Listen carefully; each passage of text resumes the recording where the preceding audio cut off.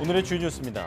의대 증원 규모가 이르면 이번 주에 확정되는 가운데 대통령실이 의료계에 실현 가능성 없는 전제 조건을 접고 대화하자고 제안했습니다. 하지만 전공의들은 돌아올 기미가 보이지 않고 의사단체는 더 강력한 수단을 쓰겠다며 강경한 대응 방침을 예고했습니다.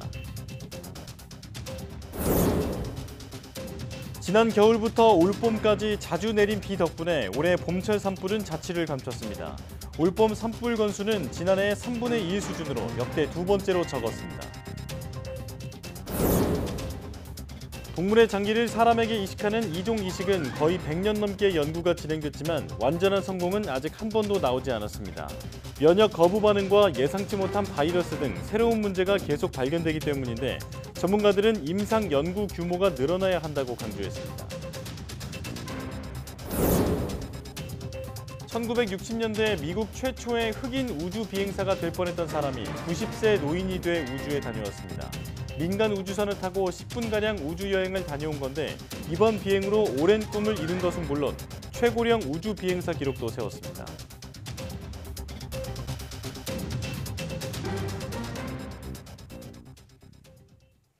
여러분 안녕하십니까? 5월 20일 사이언스 투데이입니다. 1,500명 안팎의 내년도 의대 증원 규모가 이르면 이번 주 확정되는 가운데 대통령실은 실현 가능성 없는 전제 조건을 접고 대화하자고 제안했습니다. 의대생들은 정부를 향해 오만하다고 비판했고 임현택 대한의사협회장은 끝내야 할 때가 왔다며 거세게 반발하고 있습니다. 윤성훈 기자입니다. 대학교육협의회는 이르면 이번 주 내년도 대학 입학 전형 시행 계획을 심의하고 최종 의대 모집 규모를 승인합니다. 교육부 관계자는 수험생과 학부모를 위해 가능한 빨리 모집 규모를 확정할 필요가 있다며 구체적인 심사 일정을 논의하겠다고 설명했습니다. 최종 승인 결과에 따라 내년도 의대 정원은 올해보다 1,500명 안팎으로 늘어납니다. 대통령실은 의대 증원이 일단락됐다며 각 대학이 의대 증원을 담은 학칙 개정을 조속히 완료해달라고 당부했습니다. 동시에 의료계를 향해선 의대 증원 유예와 백지화라는 실현 불가능한 전제 조건을 접고 대화하자고 제안했습니다. 이제라도 의대 증원을 둘러싼 소모적인 소송전, 여론전을 접고 정부와 머리를 맞대고 실질적인 의료 시스템 개혁을 위한 대안 논의에 함께 나서 주시기 바랍니다. 그러나 의료계 반발은 여전합니다. 당장 의대생 단체는 정부가 귀를 닫고 복귀만으로 호소하는 오만한 태도를 보이고 있다고 비판했습니다. 전공의들 역시 복귀하지 않겠다는 뜻을 분명히 하고 있습니다. 대한의사협회도 오는 22일 비공개 긴급 회의를 열고 의대 교수 등과 구체적인 대응 수단을 논의합니다. 의료계가 기댔던 의대 증원 집행 정지 신청이 기각, 각하된 만큼 다음 단계 대응 로드맵을 마련하겠다는 겁니다. 훨씬 더 강력한 수단을 써야죠. 이걸 언제까지 끌겠어요? 의료계는 참을 만큼 참았다. 이제는 끝내야 될 것 같다. 의대 정원 확정 시한이 다가오면서 그간 미진했던 의대 교수들의 집단 사직이나 대규모 휴진까지 불거질 수 있는 상황. 정부가 의대 증원 확정의 속도를 내는 만큼 의사들의 마음을 달랠 방안도 찾아야 한다는 지적이 나옵니다. YTN 윤성훈입니다. 의대생 2,000명 증원 방침 발표 뒤 전공의들이 병원을 떠난 지 어느새 3개월이 다 됐습니다. 서울고등법원의 결정 이후 자신감을 얻은 정부가 수련기간 조정 가능성 등을 시사하며 회유 카드를 내밀었지만 당장 전공의들 복귀로는 이어지기 쉽지 않아 보입니다. 이문석 기자입니다. 지난 2월 19일부터 전공의들이 의대 증원 정책에 반발해 병원을 떠나기 시작했습니다. 전공의는 전문의 자격을 얻으려고 병원에서 4, 5년 수련하는 의사입니다. 집단행동에 들어간 전공의가 내년도 전문의 시험 자격을 얻으려면 이탈 기간인 3개월치 수련이 더 필요한데 일정상 추가로 3개월 수련을 받을 수 있는 복귀 기한이 다다랐습니다. 의대 증원 집행정지 항고심 결정이 나온 뒤 한숨을 돌린 정부는 거듭 전공의 복귀를 촉구했습니다. 달라진 게 있다면 의대 증원 말고 다른 사유를 소명할 경우 규정에 따라 추가 수련 기간을 줄일 수 있다고 강조해서 안내한 점입니다. 3개월이 넘은 전공의도 상황에 따라 구제 방안이 마련될 수 있냐. 말씀드린 대로 그 3개월 중에는 부득이 사유가 발생한 부분을 소명하게 되면 그 부분에 대해서는 반영이 될 수 있을 것 같습니다. 일종의 회유책으로 해석할 수 있는 부분입니다. 하지만 법원 결정과 정부의 손짓에 전공의가 반응할지는 미지수입니다. 서울 아산병원에서 열린 토론회에서 전공의들은 전과 달라진 상황이 없다고 담담하게 답했습니다. 향후 계획은 전공의 선생님들의 의견을 반영해서 지금까지 해왔던 것처럼 진행할 예정입니다. 의대 교수들 역시 전공의 부재가 길어질 거로 예상된다며 우려를 나타냈습니다. 사실은 바뀐 거는 없다고 생각이 됩니다. 저는 정말로 무서워요. 왜 무섭냐면은 이제는 정말 기대할 게 없는 것 같아요. 정부는 전공의 복귀를 위해 더욱 적극적으로 소통하겠다고 강조했지만 증원 백지화를 요구하는 전공의들 입장에 큰 변화가 없는 거로 보여 극적인 복귀를 기대하기 어려운 상황입니다. YTN 이문석입니다. 늘어난 의대 모집 인원을 반영한 2025학년도 대학 입학 전형 시행 계획이 이번 주 확정될 전망입니다. 시행 계획에는 지금까지 공개되지 않은 지역 인재 전형 선발 비율과 정시 수시 모집 비율이 포함됩니다. 이런 세부 사항에 따라 수험생별 지원 가능 대학이 달라질 수 있고 전체적으로 의대 합격선이나 N수생 유입 규모도 영향을 받을 수 있습니다. 이번 주 대학 입학전형위원회가 전국 대학의 시행계획 변경 사항을 승인하고 나면 각 대학은 이달 말까지 학교 홈페이지를 통해 수시 모집 요강을 발표합니다. 정원을 새로 배정받은 32개 의대 가운데 의학 전문 대학원인 차의과대를 제외한 31개 대학 모집 인원은 기존보다 1,469명 늘어납니다. 법원의 판결로 내년도 의대 증원은 사실상 기정사실이 됐습니다. 수험생들도 본격적인 입시 전략 짜기에 돌입했는데요. 의대 열풍이 다시 시작된 가운데 재수생을 비롯한 이른바 N수생들이 대거 도전할 것으로 전망됩니다. 염혜원 기자입니다. 내년도 의대 신입생은 예년보다 1,500명 정도 더 늘어납니다. 상위권 수험생이라면 의대 문을 두드릴 가능성이 커졌다는 얘기입니다. 도전자가 늘어난 만큼 수시와 정시 모두 의대 합격선은 다소 낮아질 것이란 예상이 우세합니다. 한 입시업체는 올해 고등학교 3학년의 경우 2.91점 정도 의대 합격 점수가 낮아질 것이라는 분석을 내놨습니다. 당장 오는 9월부터 시작되는 수시 모집에서부터 상향 지원 현상이 나타날 것으로 보입니다. 의대 증원의 나비 효과로 이공계 전체 학과가 합격선이 조정될 것이라는 전망도 나옵니다. 변수는 재수생을 비롯한 이른바 N수생의 등장입니다. 통상 공부를 더 오래 한 N수생들은 고등학교 3학년 재학생들보다 수능 점수가 높습니다. 따라서 N수생이 늘어나면 변별력을 위해 수능 난이도가 높아질 가능성도 배제할 수 없습니다. 보통 8만 명 초반대가 반수생인데 의대 모집 정원 확대로 약 9만 명대까지 육박할 수가 있습니다. 고3 수험생들은 평소 모의고사보다 점수 변동폭이 클 수가 있고 또 수능 난이도를 맞추기가 어려워질 수도 있습니다.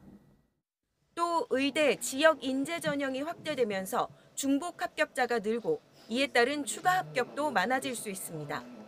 이에 따라 의대 증원 첫 해, 여느 때보다 치열한 수험생들의 눈치 싸움이 예상됩니다.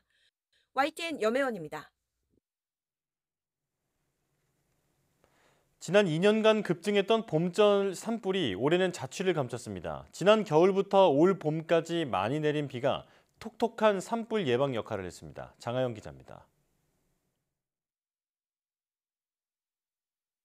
올해 산림청이 집계한 봄철 산불 건수는 175건, 지난해의 3분의 1 수준으로 줄었습니다. 피해 면적으로 따지면 57헥타르로 지난해의 2% 수준에도 못 미칩니다. 1986년 산불 통계 작성 이후 올해보다 봄철 산불이 덜 난 해는 12년 전인 2012년이 유일합니다. 지난해 겨울부터 봄까지 내린 역대급 강수량 덕분입니다. 올해 2월까지 석 달 동안 내린 눈과 비의 양을 조사해보니 평년보다 3배 가까이 많았습니다. 지난 2월에는 하루 걸러 하루꼴로 비가 내렸는데 지난해 2월과 비교해보면 차이가 확연합니다. 지난해 산림청에서 지목했던 봄철 산불 주요 원인은 2, 3월의 밭두렁 소각이었습니다. 2월하고 3월은 이제 점점점 이 논밭두렁, 영농 부산물, 쓰레기 소각 이게 전부 집중적으로 되어 있습니다. 그러니까 4월, 5월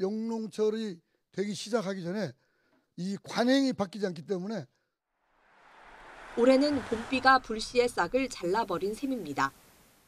땅속에 스며있는 습기의 영향을 산불은 굉장히 많이 받습니다. 그리고 작년 가을, 겨울, 올 봄까지 엄청난 비가 와서 사실 올해 같은 봄에는 산불이 170건이 아니라 10건 이상도 나면 안 돼요. 왜냐? 보통 이런 기상 조건은 여름하고 똑같은 거로 비유를 해야 되거든요. 산불의 시간에는 고마웠던 비지만 여름이 다가오면서 이제는 산사태가 걱정입니다. 어린이날 전국에 닥친 이른 폭우가 올여름 집중호우의 전조가 아닌지 관계기관이 예의주시하고 있습니다. YTN 장하영입니다. 질병관리청은 오늘부터 9월 30일까지 열사병이나 열탈진 같은 온열 질환에 대한 응급실 감시 체계를 운영합니다. 온열 질환 응급실 감시 체계는 전국 500여 개 응급실 운영 의료기관이 관할 보건소와 시도, 질병청과 협력해 응급실을 찾은 온열 질환자를 파악하고 폭염 건강 영향을 점검하기 위해 운영됩니다. 질병청은 홈페이지를 통해 감시 체계 운영 기간에 수집된 질환 발생 현황 정보를 매일 공개할 예정입니다.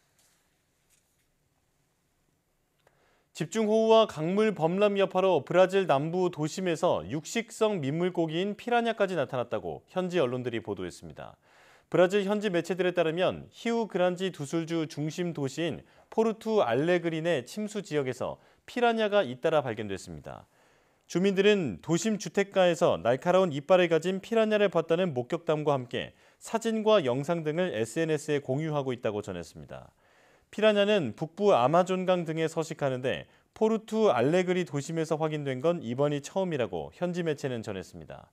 어부들은 빠르게 번식하는 피라냐는 다른 어류와 갑각류에도 영향을 미친다며 주변 수생태계가 최소 3년간 파괴될 수 있다고 우려했습니다. 스페인에서 현지 시간 18일 밤에 하늘을 가르며 떨어지는 유성이 곳곳에서 포착됐습니다. AP와 로이터 통신은 밤하늘에서 빛을 내며 떨어지는 유성이 워낙 크고 맨눈으로도 관측이 가능해 소셜미디어 곳곳에서 이를 담은 영상이 화제가 됐다고 보도했습니다. 또 스페인 익스트레 마두라, 마드리드, 그라나다 등 곳곳에서 이를 볼 수 있었다고 전했습니다. 처음엔 지구 대기권으로 진입하던 중 마찰열에 의해 불타는 유성이라는 추측이 나오면서 운석이 발견되지 않을까 하는 기대도 나왔지만 전문가들의 분석 결과 지구 상공을 날아가던 혜성의 파편으로 확인되면서 운석 발견 가능성은 낮다고 로이터는 설명했습니다.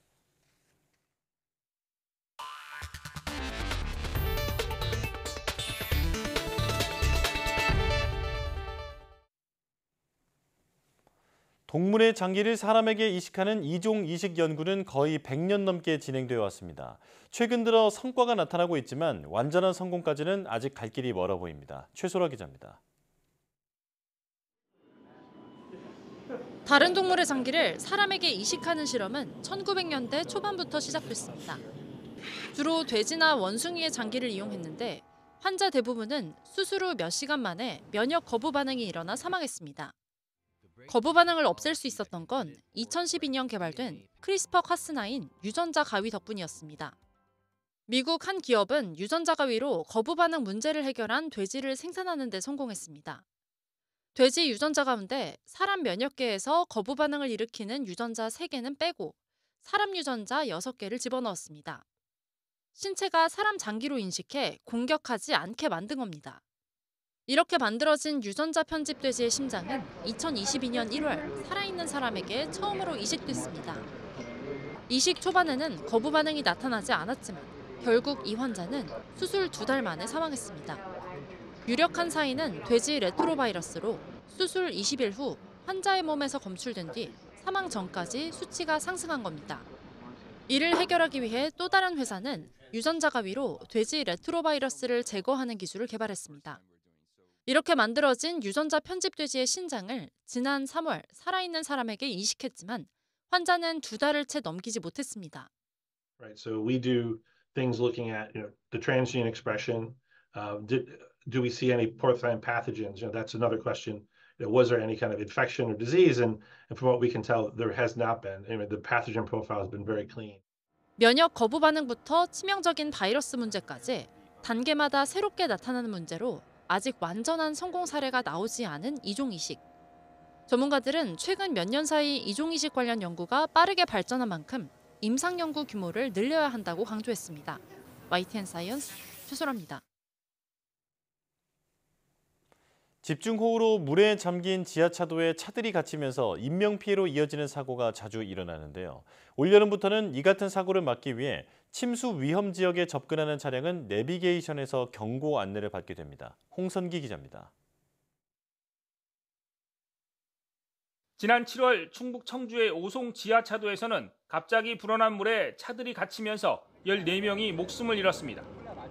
이미 새벽부터 홍수 경보가 내려졌고 참사 직전 인근 제방까지 무너졌지만 위험 상황을 제대로 모르는 운전자들은 그저 앞차만 따라가다가 변을 당했습니다. 무서워서 못 들어가겠다 싶어가지고 기다리다가 앞에 추월해서 나가는 차가 있었거든요. 그걸 보고 따라서 그냥 들어간 거죠. 괜찮겠다 싶으니까. 외부에서는 안에가 잘 안 보이죠. 어두운 내리막길 있잖아요. 차들도 지나가길래 그래도 들어갔는데. 지난 2020년 7월에는 부산 초량 지하차도에서 폭우로 불어난 물에 차량이 갇혀 3명이 숨졌습니다. 이처럼 여름철 집중호우로 도로 침수 위험이 커져도 운전자들이 미리 인지하기는 쉽지 않습니다. 지자체가 재난 문자를 보내기도 하지만 대수롭지 않게 넘기거나 차를 모는 와중에 바로 문자를 확인해 우회하는 게 현실적으로 어렵기 때문입니다. 이 같은 사고를 막기 위해 올 여름부터는 내비게이션을 통해 침수 위험을 경고합니다. 내비게이션 GPS로 위치를 파악해 위험을 경고하는데 음성으로 안내해 운전자가 즉각 인지할 수 있도록 했습니다. 또 홍수 위험 지역 안에 있는 사람들에게는 휴대전화 위치를 기반으로 인근 침수 위험 지역을 문자뿐 아니라 지도로 알기 쉽게 전달합니다. 홍수특보, 즉 홍수주의보, 홍수경보 발령 시 대국민 알림 문자에 본인이 침수 우려 지역에 위치해 있는지 여부와 인근 침수 우려 지역 지도 정보를 함께 제공하여 위험 지역에서 신속히 벗어날 수 있도록 하겠습니다. 정부는 갈수록 기후변화로 인한 게릴라성 집중호우가 늘어나는 만큼 디지털 기술을 기반으로 한 실시간 위험 안내에 힘을 쏟고 있습니다. 또 선제적인 댐 방류를 통한 저수 공간 확보 등 기초적인 홍수 대비에 총력을 기울인다는 계획입니다. YTN 홍선기입니다. 1960년대 미국 최초의 흑인 우주 비행사가 되려다 인종차별로 우주선을 타지 못했던 사람이 있습니다. 90세 노인이 돼서야 민간 우주선 덕에 이번에 뜻을 이뤘습니다. 황보선 기자입니다. 현지 시간 19일 오전 9시 36분 텍사스주 베논 발사장에서 날아오르는 우주선 한 대. 아마존 창업자 제프 베이조스가 설립한 블루 오리진사의 뉴 셰퍼드호입니다. 순식간에 고도 100km 카르만 라인을 넘어 105.7km 상공에 닿습니다. 잠시 무중력 상태 우주 영역에 머문 뒤 귀환합니다. 로켓 동체는 역추진 분사로 땅에 내려앉고 상공에서 로켓과 분리된 승무원 탑승 캡슐은 낙하산에 매달려 땅에 안착합니다. 10분가량 우주여행을 하고 돌아온 우주인 6명 가운데 에드 트와이트 씨가 캡슐 문을 열고 나섭니다. 60여 년 전 존 F 케네디 대통령의 추대로 미국 최초의 흑인 우주인이 될 뻔했지만 인종차별로 접었던 꿈을 이제야 이뤘습니다. And here exits Ed Dwight. This gentleman has waited a long time to go to space. 이번 비행으로 드와이트 씨는 90세로서 최고령 우주 비행사 기록을 세우게 됐습니다. 미국의 첫 흑인 우주 비행사는 1983년에야 배출됐습니다. 블루 오리진이 제작한 민간 우주선을 타고 우주에 다녀온 사람은 이번 비행 성공으로 37명으로 늘었습니다. YTN 황보선입니다. 17,000여 개의 섬으로 이루어진 인도네시아에서 인공위성을 이용한 인터넷 통신 서비스인 스타링크가 개통돼 외딴 섬까지 인터넷에 접속할 수 있게 됐습니다. 현지 시간 19일 인도네시아 발리주 주도 덴파사르에서 열린 개통식에서 스페이스X 소유주인 일론 머스크는 여러 장소를 빠른 속도로 연결할 수 있게 돼 기쁘다면서 이제 여러분은 인터넷에 접속할 수 있으면 무엇이든 배울 수 있다고 말했습니다. 부디 아리에 세티아디 인도네시아 정보통신부 장관은 스타링크는 이제 상업적으로도 이용할 수 있지만 정부는 우선 이 서비스를 외곽이나 저개발 지역을 위해 사용하는 데 초점을 맞출 것이라고 설명했습니다. 스타링크는 지구 궤도를 도는 7,500개 인공위성 가운데 약 60%를 보유하고 있습니다. 동남아시아에서 스타링크를 운용하는 국가는 인도네시아가 말레이시아와 필리핀에 이어 세 번째입니다. 생성형 AI 시장의 성장과 함께 재생에너지 필요성이 늘면서 전력 수급에 대한 우려가 커지고 있습니다. 변압기와 고압 전선 등에 대한 전 세계적인 수요가 급증하고 있는 건데 기술력을 가진 우리 기업이 베트남 등에 진출하며 세계 시장을 선도하고 있습니다. 박기원 기자가 베트남 현지에 다녀왔습니다. 베트남에 진출한 한 전선 제조업체. 고압 케이블은 물론 최근 급격히 늘어난 데이터 센터에서 대규모 전력을 수급할 특화 제품을 생산하고 있습니다. 전 세계적으로 급증한 케이블 수요에 쉴 틈 없이 생산에 박차를 가하고 있습니다. 베트남 로컬이랑 아세안 지역도 아세안 IDC 프로젝트가 많이 늘어나고 있는 상황입니다. 신규로 공장을 설립을 했는데 3년 안에 매출이 급등세가 한 상황입니다. 이렇게 만들어진 고압 케이블은 베트남 등 동남아시아 전역으로 공급됩니다. 이곳에서 1년에 생산된 케이블 길이만 240km, 서울에서 대전까지 가는 거리보다 깁니다. 전력 수요가 커지는 배경에는 급성장한 AI가 있습니다. AI 관련 데이터 센터에서 소비되는 전력은 기존 인터넷 검색의 10배에 달합니다. 때문에 세계 전력 소비는 4년 만에 최대 2배 넘게 커질 것으로 예상되고 전력 부족을 막기 위해 변압기와 고압 테이블, 전선에 대한 수요가 함께 커지고 있습니다. Then the next shortage will be electricity. So I think next year you will see the electricity that they just can't find enough electricity to run all the chips. 또 미국 등에선 노후화된 송전망 재설치, 베트남 등 급격한 성장이 이뤄지는 곳에선 전력망과 통신망 확충에 전선 공급이 따라가기 힘들 지경입니다. 재생에너지 수요 확대에도 발을 맞추고 있습니다. 당장 아리백 등 환경 제재를 지키며 대규모 전력도 수급할 수 있는 해상 풍력 발전이 주목을 받고 있습니다. 하지만 전력 손실을 줄이고 전기를 지상으로 끌어올릴 해저 케이블 기술력을 가진 곳은 세계에서도 두 손가락에 꼽힙니다. 우리 기업이 베트남은 물론 미국, 유럽까지 직접 진출을 추진하는 이유입니다. 미국에 추가적으로 풍력 시장에 대응을 할 거고 동남아 및 앞으로 유럽 시장에 대해서도 현지화 투자를 통해서 현지 시장 대응을 하면서 저희가 시장을 성장시킬 거라고 생각이 됩니다. MS와 애플 등 글로벌 기업들이 앞다퉈 재생에너지 사업에 대규모 투자를 쏟으며 전력 확보에 안간힘을 쓰는 가운데 기술력을 갖춘 우리 기업의 해외 진출과 수출 확대 기회로 이어질 수 있을지 주목됩니다. YTN 박전입니다. 마이크로소프트가 현지 시간 21일에서 23일 개최하는 개발자 컨퍼런스 빌드에서 인공지능 PC의 비전을 공개할 예정이라고 미 경제 매체 CNBC 방송이 보도했습니다.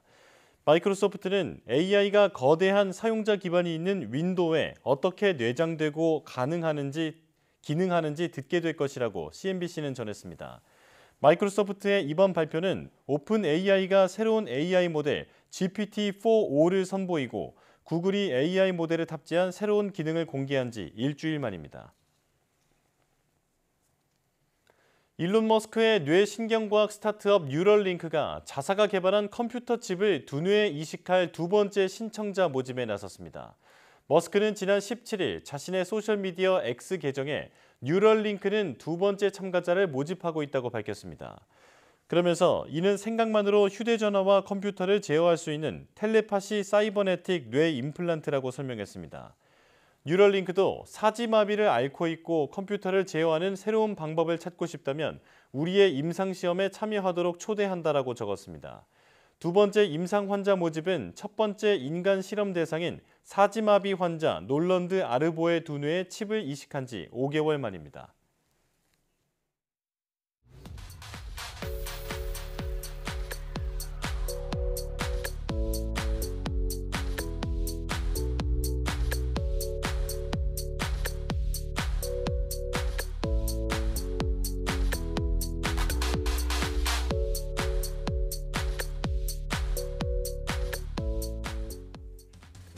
앞서 보신 것처럼 올해는 봄비가 많이 내려 지난해보다 산불이 크게 줄었지만 반대로 여름철 집중호우의 전조일 수 있다는 우려도 나오고 있습니다. 집중호우가 계속되면 침수 피해는 물론 토양이 물러져 산사태 위험도 커지는데요. 산사태 대피 골든타임을 확보하기 위해 최근 도입된 예비 경보를 포함해 다양한 산사태 안전 대책을 미리 마련해둘 필요가 있겠습니다. 뉴스 마칩니다. 고맙습니다.